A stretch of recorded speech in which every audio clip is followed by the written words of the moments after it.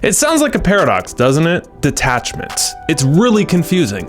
How can you caring less about something help you get it? Shouldn't it be the opposite? Like when you really want something or someone, you have this burning desire, you're more likely to get it, but you've seen it play out in your life so far. You really want a date to go well, and then it causes you to get in your head, you're not yourself, maybe you don't get a second one. You're playing a sport and you have a big moment and maybe you choke. This is a concept, in my opinion, that gets overcomplicated to death, to the point of intellectualizing it and coding it in New Age and mysticism, to where now it's just theories in your head and you might end up more confused than when you started. That's the reason I failed organic chemistry 2 times in college. Knowing and doing are 2 different things. And so in this video, I want to strip away all the theory, make it really practical for you so you can walk away and use it. The easiest way I can explain detachment is this. If you take your phone and you toss it up like this, you can do this no problem. You can do this in your sleep, give it a little fancy twirl, because if you drop it, it's not going far. It's not gonna break, it's not the end of the world, you're good. But now, you take this phone and you hold it over a 5th story ledge in a mall, one you can see down on the floor, and you just give it a little toss like that, your heart rate elevates, you're freaking out. You're so worried about dropping your phone over the ledge because if you drop it, it's gonna break, it has all my contacts in there, it's gonna take me a week to get a new one, it's not covered by insurance. That phone over the ledge carrying too much is over attachment. And the phone, when you're just chilling in your house, that is detachment. The point is when you're over attached to something, someone, something you want, your results are worse, not better. Let me back it up with a story that I think will hit. So I want you to imagine you're a world champion speed skater and you've competed in the Olympics, you've won titles, you are publicly known, but yet you have the label of being cursed because although you've gone to the Olympics, you've never won a medal. That is the story of speed skater Dan Jansen. Right before his race, he learns about the tragic death of his sister who lost her battle with leukemia. She wasn't able to respond to me verbally, but they told me she was nodding and could understand what I was saying. You would think that extra motivation would help him win. That's the Hollywood story, after all. He unfortunately slipped in his race and placed 8th. Now the 1994 Olympics come around. And what does he do? Instead of being over-attached, freaking out and saying, if I don't win this, a curse will live on, I'll never have a medal, nothing to show for it, he decides to detach from the outcome altogether. He says that I'm going to race this race thinking about the people that I love most, the people who got me here, my family, my sister, my trainers, the coaches that helped me. Not only does he win the gold medal, but he sets a new Olympic world record.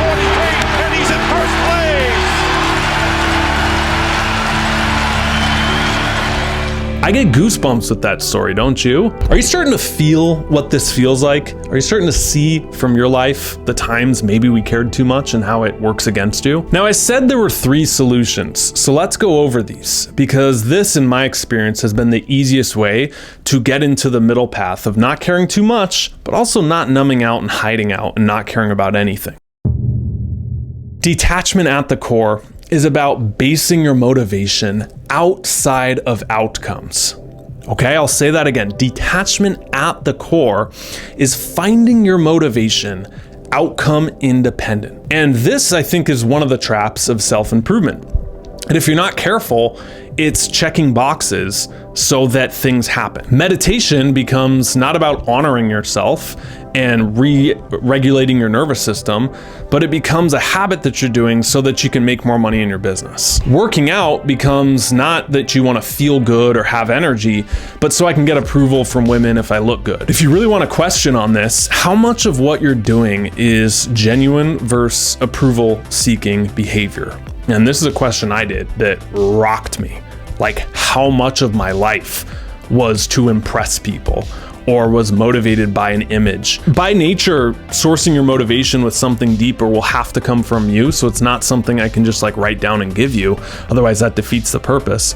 But for me, I find that pursuing genuine excitement and doing things for the sake of doing them because I love it, that's a good North Star, instead of doing something so I can get a result. Okay, Clark, that's great, but how, when I feel this attachment coming up, what do I do with it? I'll give you a reframe here that really helped me. Detachment is about separating yourself from your emotions, not suppressing them. Separating yourself is realizing you can care, but you're not all that. Suppressing it is now, I feel this emotion, I shouldn't feel that way, so I'm going to ignore it and shove it down. And suppression is really dangerous because it doesn't make the thing go away. It just makes you ignore it, but it's still there. It's like the analogy I give is a trash can.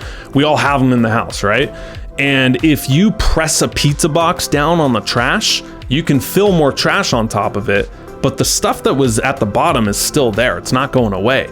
It only goes away when you realize, I have to take this out. Even at the highest level, this works. I love the story of Tiger Woods. You can make the case he's the greatest golfer of all time. He has a quote, something along the lines of, people ask me, do I still get nervous before tournaments? And I say every single time. I always get nervous before I play.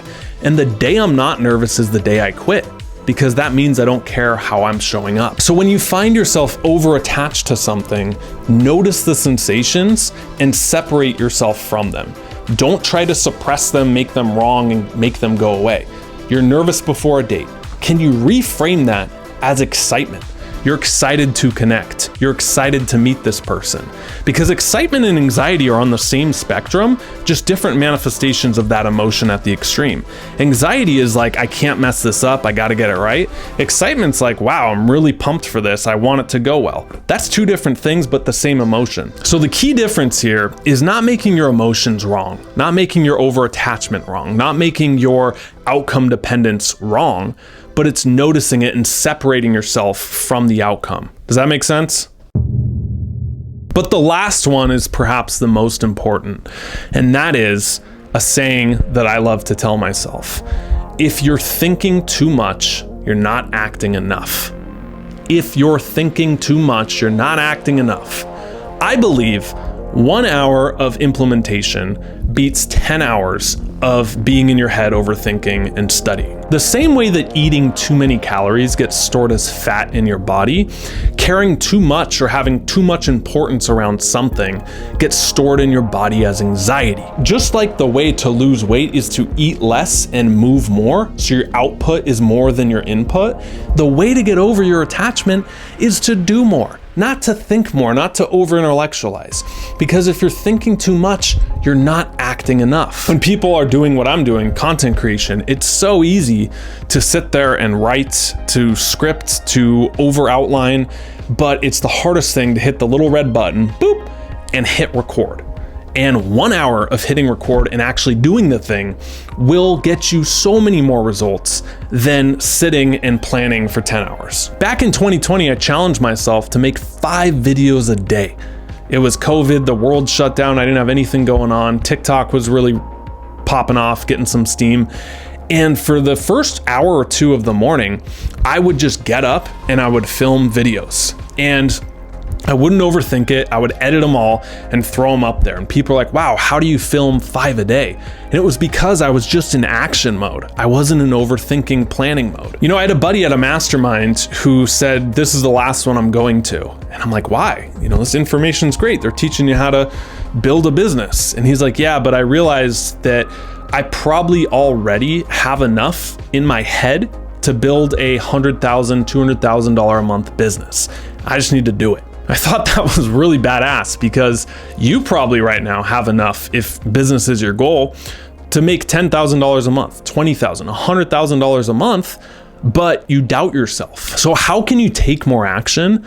A mantra I love is I love taking action. Action makes me feel alive. Action gets me the results. And if you just brainwash yourself with that, I love taking action. 1 hour of implementation saves me 10 hours of research and overthinking. I guarantee your results are going to be way better. That's detachment in a nutshell. What did you think of the video? Was that useful? I hope the stories were hitting, and I hope that it allows you to feel what this feels like instead of just get in your head. If you want the 11 questions to change your life, these are my favorite 11 journal questions that I've used to overcome this over-attachment. I'll link it down below where you can get on our email list for free and they get sent straight to your inbox. Thank you so much for being here. I love ya. See you in the next one. Stop settling, start living. See ya.